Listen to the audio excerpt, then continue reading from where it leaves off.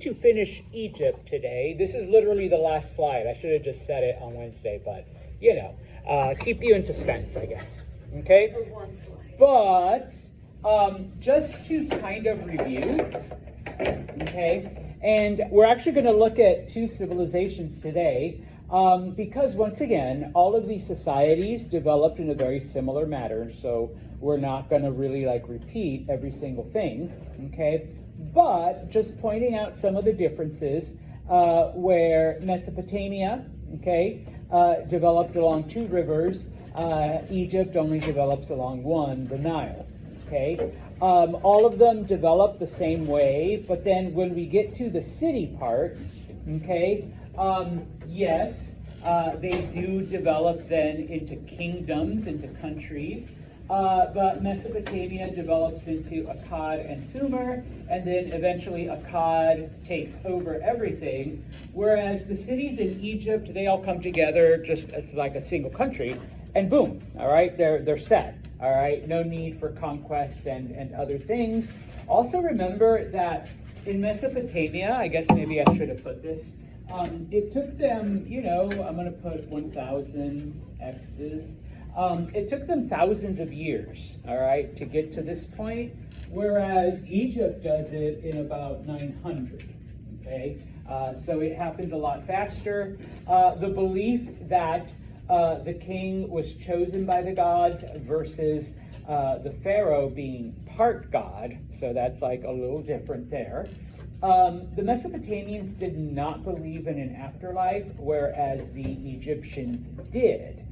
Okay, and so what does that lead the Egyptians to do now that they believe that, there's going to be a life after this one? Yes, they preserve the bodies of, how do I spell mummy? I almost spelled mommy, but no, mummy, all right? It leads them to preserve the bodies of their dead, okay, because you're going to need it in the next slide. And then, of course, finally, both societies develop writing. Okay, Mesopotamians are first, and remember, and it's actually very similar in its function in that they're pictographic, they're literally pictures, where some pictures represent sounds and you piece the sounds together, and then other pictures represent thoughts, all right? Cuneiform for the Mesopotamians, and it was done on tablets, okay? The Egyptians developed different types depending on the purpose.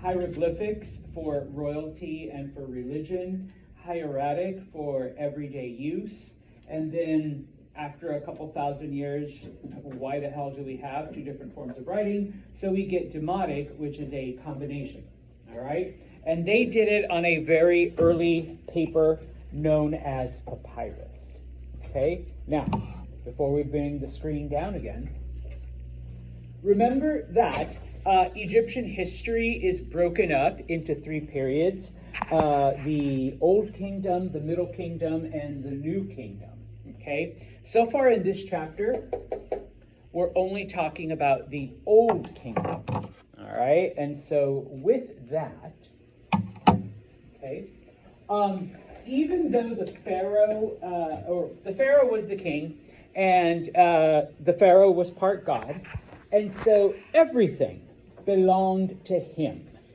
okay? All of Egypt was his, all right? The rest of the population was basically just administering the land. You were given a place that you were responsible for, and, you worked it, you grew crops, you did your thing. Now, over time, okay, over the hundreds of years that the Old Kingdom existed, little by little, people begin to ignore the decrees of the Pharaoh, and they start using the land for their own profit, because everything that you grew, you kept enough for yourself and your family, so you wouldn't starve. And, you kept some to be able to sell and make a living and whatnot. But then everything else went back to the government. Everything else went back to the Pharaoh. And that way the Pharaoh had all this food, the Pharaoh had, all of these resources. And Egypt was one of these places where when there was environmental problems or a bad harvest or whatever, people would come to the Pharaoh, and the Pharaoh would distribute food, would distribute all of these things. And it was because, technically everything in Egypt was his. And so he had it in his warehouses. Okay? Well, little by little, as I said, over the hundreds of years, people begin to use the land to enrich themselves. And whenever the call goes out from the Pharaoh, like, hand over your whatever for the year,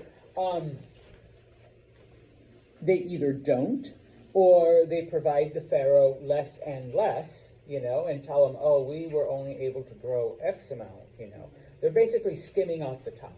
Well, Egypt enters a period of drought, all right? And so, there's not as much things growing. It affects everyone. And so the farmers are like, well, shit, like we've been cheating the Pharaoh like for, about 100 years now. And suddenly now that we're in a drought, we aren't growing as much. So, hey, Pharaoh, people are starving. And, the Pharaoh's reserves ran out very quickly. And so the fact that each, person was using the land for their own benefit just exacerbates this famine that came because of the drought. And so we enter, this basically brings down the Old Kingdom, okay? We enter what's called the intermediate period, because without food, people are starving, people have nowhere to go. They begin to rebel against the Pharaoh. And so we begin to see civil wars amongst different groups. And so, the various land administrators are able, they're vying for power, they're trying to take control. The Pharaoh has lost pretty much, the confidence of the people. And so we begin to see different alliances and whatnot.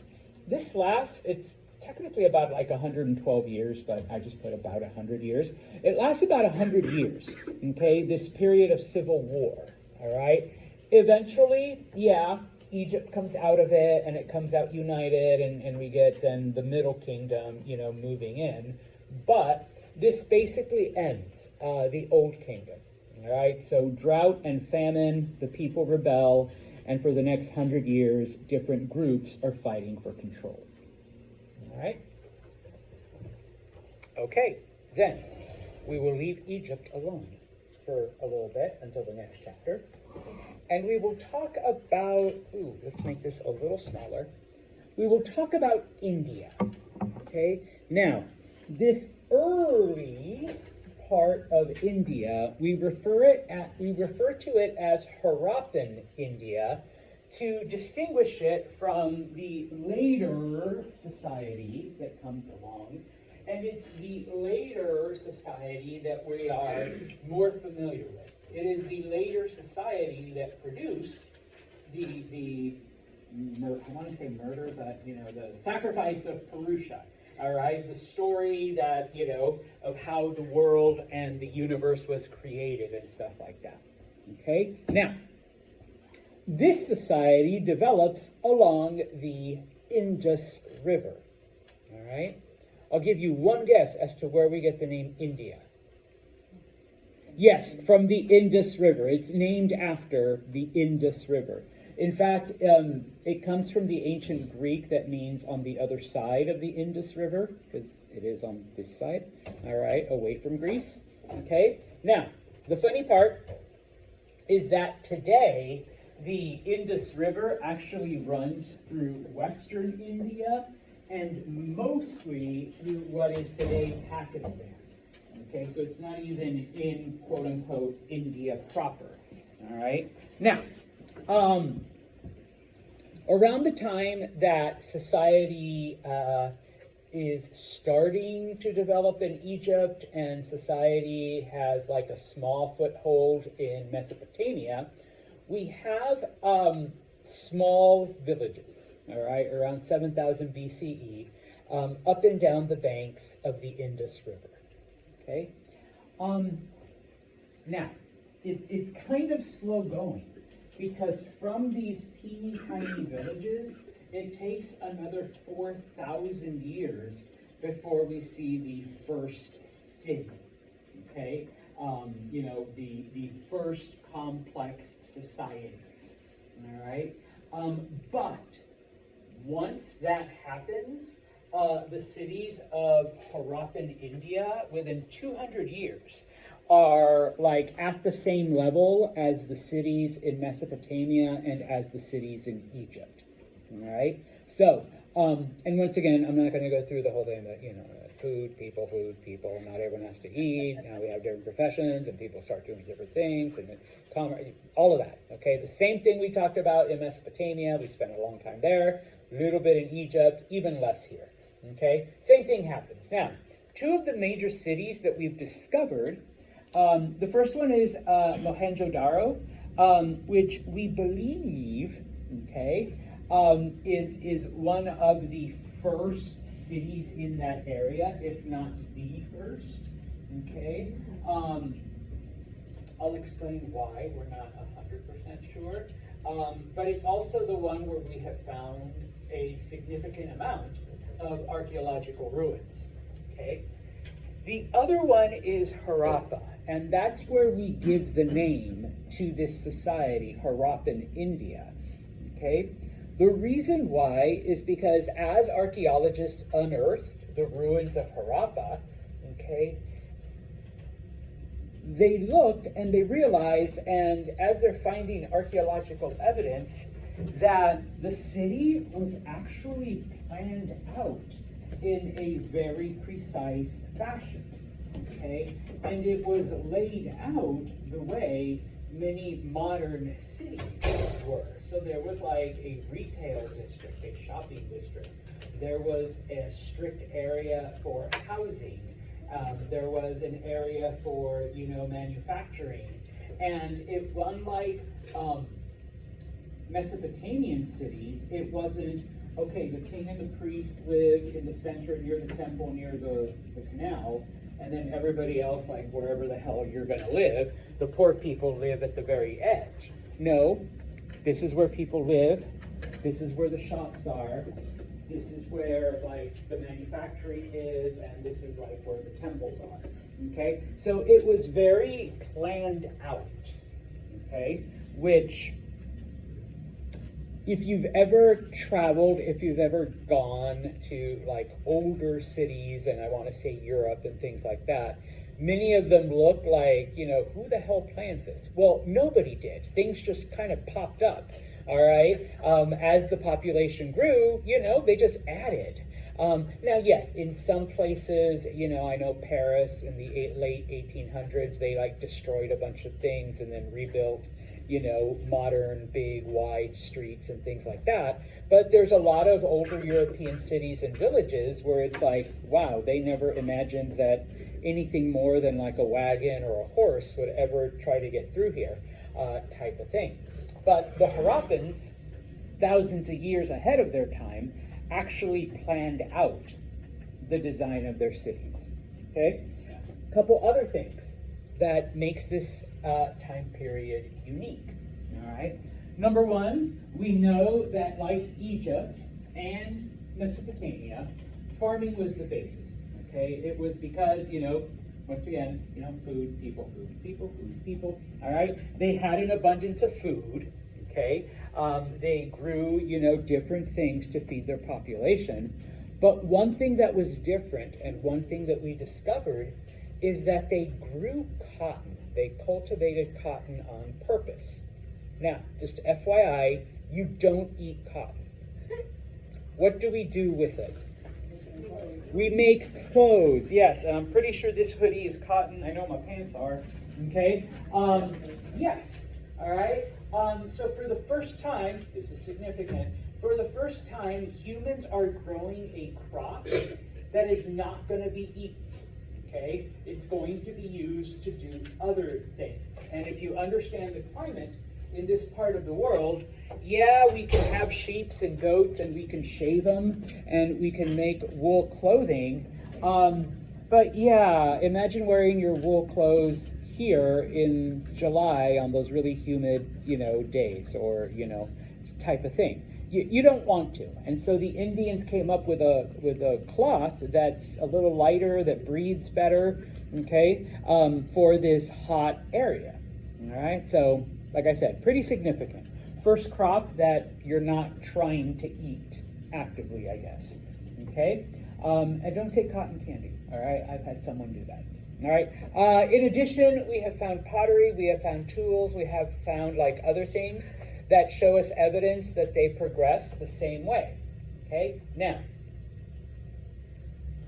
they did have a writing system, just like the Mesopotamians, just like the Egyptians.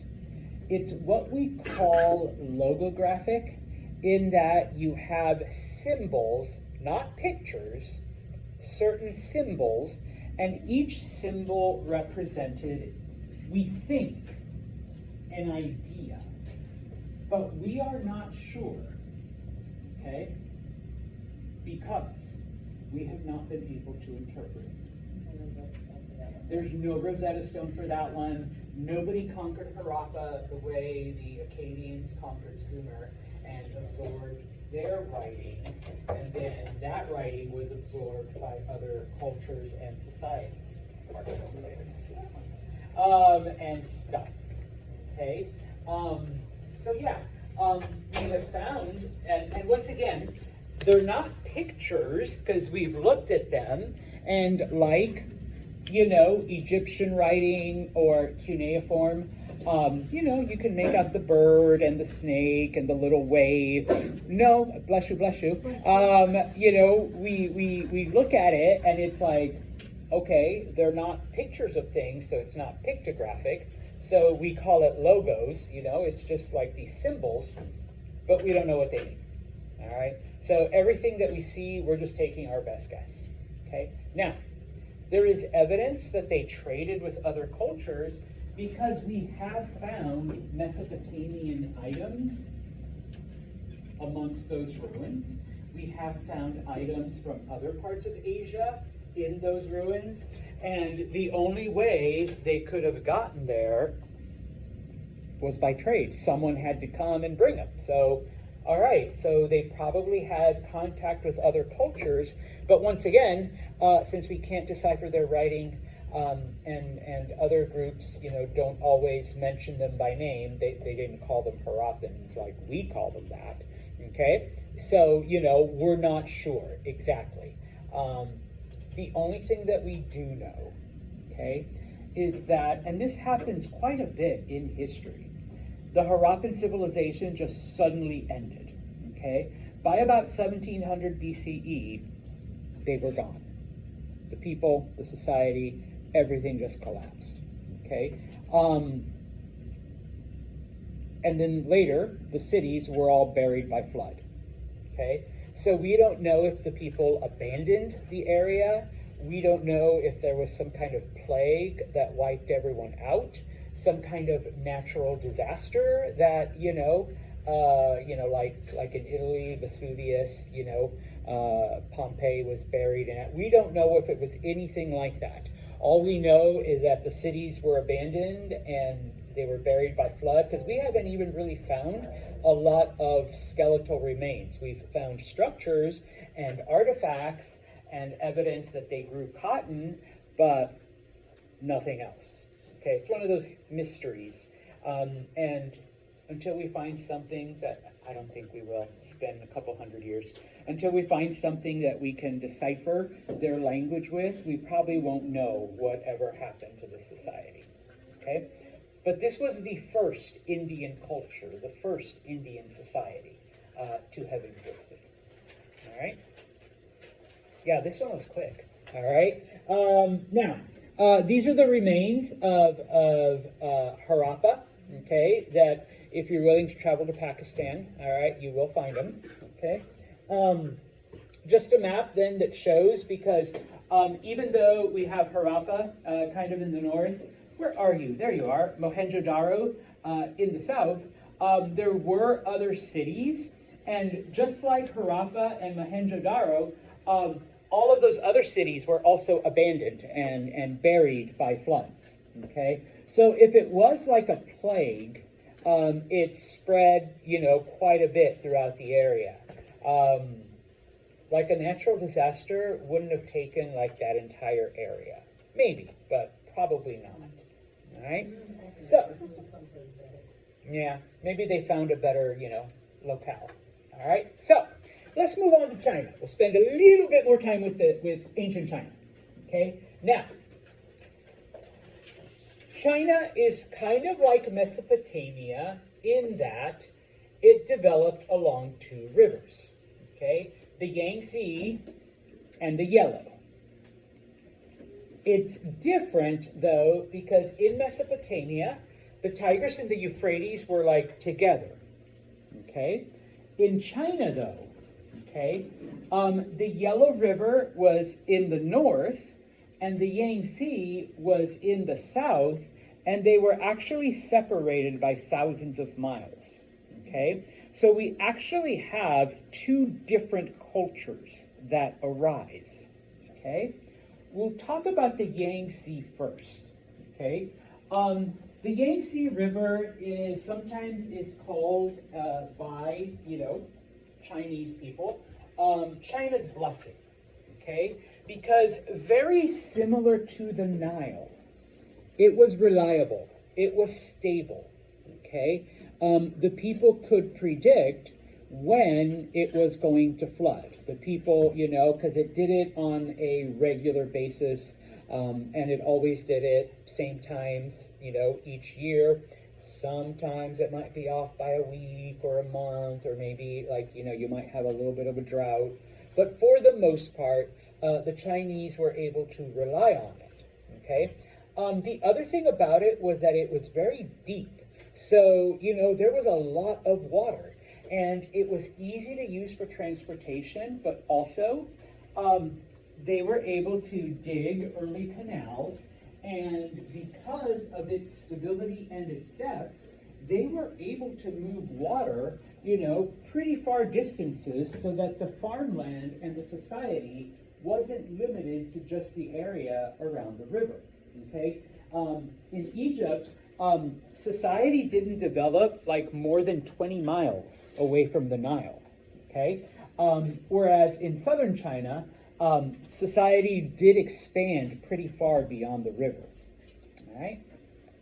Then we look at the Yellow River, which is sometimes referred to as China's sorrow, because this was like the Tigris and the Euphrates.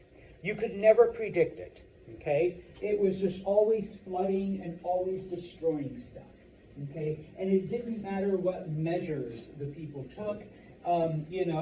It would break through any walls, through any levees, and would just flood and kill and destroy and wash everything away.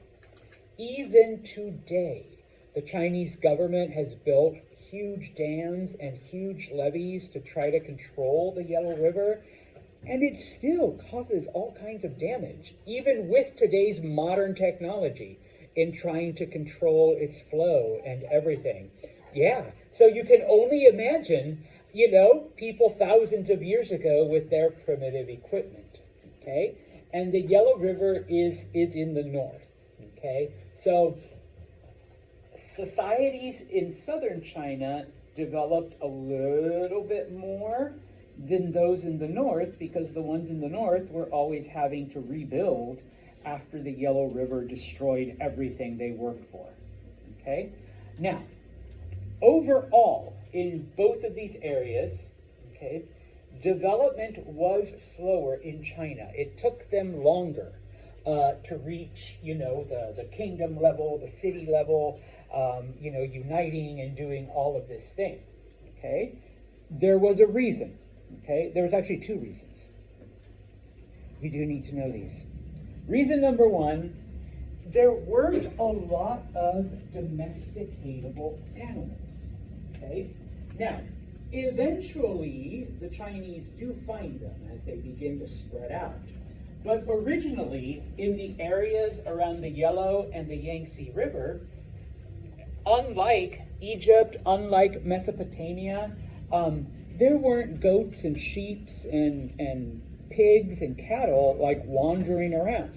Okay, so there wasn't that much for them, so they basically relied on crops that could be destroyed anytime, okay, or that maybe, didn't always provide as much food or as many nutrients as the people needed. And of course, without these animals, you don't have you don't have wool for cloth, you don't have milk for, milk or cheese or creams or whatever, okay? Eventually, the Chinese discovered chickens, and so they're able to domesticate the chicken, okay? You got meat, you got eggs, okay? As they move further south, they eventually do discover pigs and water buffalo, okay? So you start to get, but once again, that's much later, in their history. So initially, okay, not that much. The other thing, similar to Egypt, except unlike the Egyptians, this became a hindrance and not a benefit, bless you, okay? And that was geography, okay? To the west and the southwest, you had ginormous mountains, okay? You have the Himalayas, okay? And if you're not familiar, the Himalayas are the tallest mountains on the planet, okay? Mount Everest is located in the Himalayas, the tallest peak, over 30,000 feet, okay? So it's not as if the Chinese could just like the Mesopotamians or the Egyptians or even the Indians, all right, we're going to go explore, and oh, here's another society. Hey, other society, let's trade, let's do stuff. No, there's these big ass mountains that they're not going to get past, okay? To the north, you had the Mongolian Plateau, which is also pretty impenetrable, but you had the Gobi Desert, which, like second or third to the Sahara, it's huge, it's desolate, you can go miles without any kind of civilization, no water, no way to get past it, okay? So, lack of animals and geography, all right? Now, I do have the map, okay? Gobi Desert, okay? And if you make it past the Gobi, the Taklamakan Desert, okay? So you got two deserts you're trying to get past, okay? Tibet is like at a really, really high elevation because then you have the Himalayas. The Yellow River in the north, the Yangtze in the south, okay? Type of thing. So bad river, good river, all right? So you do have a much larger society developing in the south. And yes, as they begin to wander south, then they discover chickens and pigs and water buffalo and other animals that they can start to domesticate. Okay. Now, along the Yellow River, okay, which is the bad one, okay, they grow originally. Rice comes later. They grow a crop called millet, okay, and that can be used to make a type of bread. We see a group of people known as the Yangshao, all right? They do not make it past the village stage because they developed a system of farming known as slash and burn, which is exactly what it sounds like. Once they cut down their crops, they burn everything down and they move on because they know that at some point the river is just going to destroy it all. So they destroy it first, okay? If the area is okay after the river floods and recedes, then they come back. If not, they move somewhere else, okay? So if you're constantly doing this, obviously, it doesn't matter if, pottery and wagons and metal working, there's no time for that. We got to harvest and we got to get the hell out of here before the river floods again, okay? So it was a harsh life, and they don't make it past that initial stage for thousands of years. In the south, though, okay, the good river, all right, the Yangtze, we have the Longshan culture, okay? Now, yes, it starts in the south, but it eventually begins to spread out because remember, the river's reliable, they have crops, okay? The only thing that slows them down is, okay, we don't have a lot of animals, so, you know, we're kind of like not at that same level as these other cultures. But eventually they begin to spread, okay? Because they can irrigate, they can dig primitive canals to take water from the Yangtze River into other parts as they begin to move.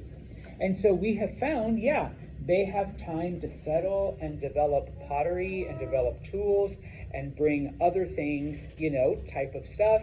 Now, granted, because they don't have access to you know, a large range of animals or a large variety of crops, it does slow them down. It does take them longer than the Egyptians or the Mesopotamians, okay? Now, eventually, though, they do develop cities, okay? The irony, though, is that they develop them farther away from the river because they have to wander in order to find, you know, the chickens, the pigs, the cows, the buffalo, all of that. And so these are some of the first cities in China to have, number one, defensive walls. But Mr. Santos, if they're so far away from the river, how did they manage to develop, you know, so quickly? Well, they are the first ones to like start digging into the ground until you find water. All right, and so they're able to harness, you know, well water to provide for their needs. Okay, which is basically just FYI what people do around here. Okay, you dig. Once you dig far enough, you find water, and then you either create a reservoir, or I know some of you who live in the boonies, you know, probably use well water. And yeah, we have a well on our property. Yeah, some of you are like, yeah, you know. And so you bring up water from the ground. Well, it was the Chinese that, you can thank them, who came up with this, you know, discovered that, yeah, if you dig far enough down, you'll find water. Okay, so this culture, you know, in the south develops still slower, but much quicker than the culture in the north. Okay, now, so now that we've developed, now that we have cities, now that we have that stuff, like I said, the Liangzhu is the first group to have, quote unquote, some kind of government. Okay. Because once again, you know, they've moved on from the village, from the town, from the little settlements, okay? They're the ones that discover, like, pigs and dogs and sheep and buffalo and chickens and all of that. So, you know, they also, you know, revolutionize, you know, farming. So you're no longer doing, like, a slash and burn or just enough for you to eat. Now you're having, you know, people, food, more and more food, so now everyone has enough. Did slash and burn sometimes turn into slash and forest fire? Yeah, okay. Although they didn't have forests the way we have them here, okay, but yes, okay. And so that just means you got to go farther away, and you suffer even more. Now, what ends the Liangzhu, because it actually does fall apart. What ends up happening is that there is a drought, once again, all right, similar to what ended the Harappan civilization in India. When there's a drought, the wells dry up, and when the wells dry up, you have no more water. And so all of those cities that were built far away, I know, it sucked. All of the cities that are built far away from the rivers, those all fell apart. People had to go back to where the water sources were, which is back to the Yangtze River, okay? So we saw the beginning of a society, we saw the beginning of a social order, and then it collapsed because of the drought. All right, so another reason, I guess you could say reason number 3, why advanced society in China took longer, right when it was on the cusp of like really exploding, boom. Natural, I guess environmental factors brought it down. All right, but don't worry, it comes back. Like spoiler alert in case you need All right, it's 2025. They're basic. Yeah, they control everything. Okay, I just want to finish off talking about some of the other smaller areas because, all right, there are no major cities, there are no major societies in Europe yet. Okay, we're talking about 10,000 years ago. Okay, in Egypt, in Greece. I know, I don't like Greece either. In Greece, okay, all we see are very, very small cities because they are spread out. And unfortunately, Greece doesn't have very good farmland. It's very rocky and hilly, all right? So while there was some farming, nothing to the extent that the Mesopotamians or the Egyptians had, all right? The only way that they were able to get their food was with trade with Egypt and Mesopotamia. Otherwise, they were very, very limited in the things that they had. And because they had metal, okay, remember, Mesopotamians, tin, copper, bronze, all right? They were one of those providers, okay? The exception to this is the island of Crete, okay? Crete is an island to the south of Greece. They actually built a pretty impressive city. It's pronounced Knossos, but every now and then I'll say Knossos, but those silent K's in Greek always, I don't like them, but they're there, okay? While they did not have extensive farming, they did have quite a bit. There was a lot of gold on the island of Crete 10,000 years ago. And so they were able to trade their gold for pretty much anything they wanted. All right. Now, if you don't know anything else about the people of the island of Crete, it is a part of mythology, the city of Knossos, because supposedly there was this giant labyrinth in the middle, and in the middle of the labyrinth was a creature called the Minotaur. Okay? Anyone know what a Minotaur is? Half man, half bull. Half man, half bull. Yes. Don't ask how it came to me, because that's another story. Yeah, a woman and a bull. Or a bull and a woman, I don't know. Yeah. Type of thing. All right? You were put in the labyrinth as punishment. So not only did you have to figure out your way, you had to hope that you did not run into the Minotaur. Okay? But, from old myths. Okay? But it was a society, whether they actually had they did have a labyrinth. I don't know if there was a man bull inside of it, though. Probably not. But... Okay? Now, Turkey, or Anatolia, okay? Also not very good farmland, okay? But there was a lot of mining, okay? And so because of this, you do see a lot of trading cities that were specifically set up to facilitate trade between the locals and the Mesopotamians, because all they had to do was walk up the river and they would end up in those areas. So you do have small cities, okay? You do have individual rulers, and each one of those cities provided some kind of thing that they were able to trade with other groups for food, all right? Now, there was one major city on the western side, and that was Troy. And that is the Troy that is mentioned in the stories of the Trojan War, okay?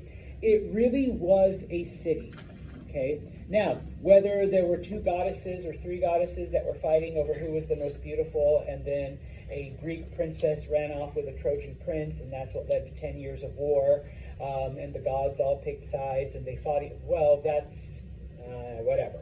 But there was a city, and they actually did fight against the Greeks, okay? So that part at least is true, okay? And so the fact that we have found all kinds of things, not only in Troy, but in other parts of Anatolia, what eventually becomes Turkey, leads us to believe that, yeah, they had contact with other societies, and they traded, their gold, their silver, whatever they mined for food and other objects. Okay? Finally, I think. Yes. Europe. Okay? And once again, when we say this, we're talking about Central and Northern Europe. All right? Very, very small settlements. We're not even talking villages. Okay? Because of the landscape, number one, remember, most of it is forest. Okay? And so you don't really have anything. It takes them hundreds of years just to get to the village stage.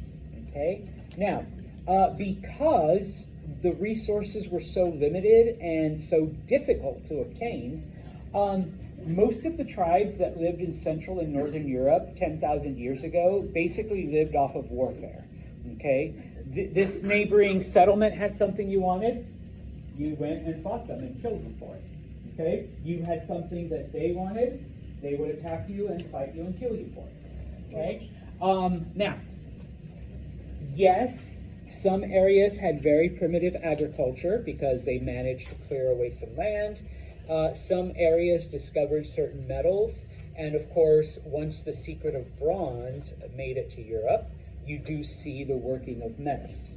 Okay? Eventually, oh, I skipped myself here. Eventually, okay, many of these villages do become, I guess, cattle herders. That becomes the animal of choice. And so, in addition to primitive agriculture, in addition to the little bit of mining that they do, what do we get from cows? Well, milk and meat. So they are able to supplement their diets with that, okay? But we are literally like 8,000 years from any major city developing in Europe yet, okay? So this is like some of the early cultures that start there, all right? And so this just shows then some of those early societies. They did develop areas like Stonehenge. Those are like the leftovers of the stone monuments that they left behind. And in my trips to Europe, oh wait, I have a picture there, sorry. This is actually just a stock photo. Where are you, Europe? No, go away, Egypt. There it is. These are actual pictures that I took, okay? Stone monument, no, it isn't like a practical joke. It's actually a way to tell the seasons and when it's time to like switch certain things around. Those early Europeans, ignore my son, because they have a thing there as to how they moved the rocks for both their homes or like these monuments. It was basically logs that would roll. And as you pull it, you take the back one, you put it in front, and then you roll, take the back one and put it in front. And so that became, when people are like, aliens did it. No, it was humans, this is how. Okay, they didn't just magically appear there. All right? On Monday, we will start chapter 3. Have a good weekend. All right, guys?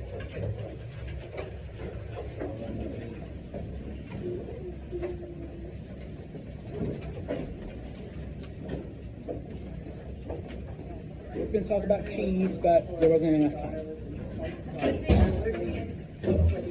Well, because that's one of the things that the milk made.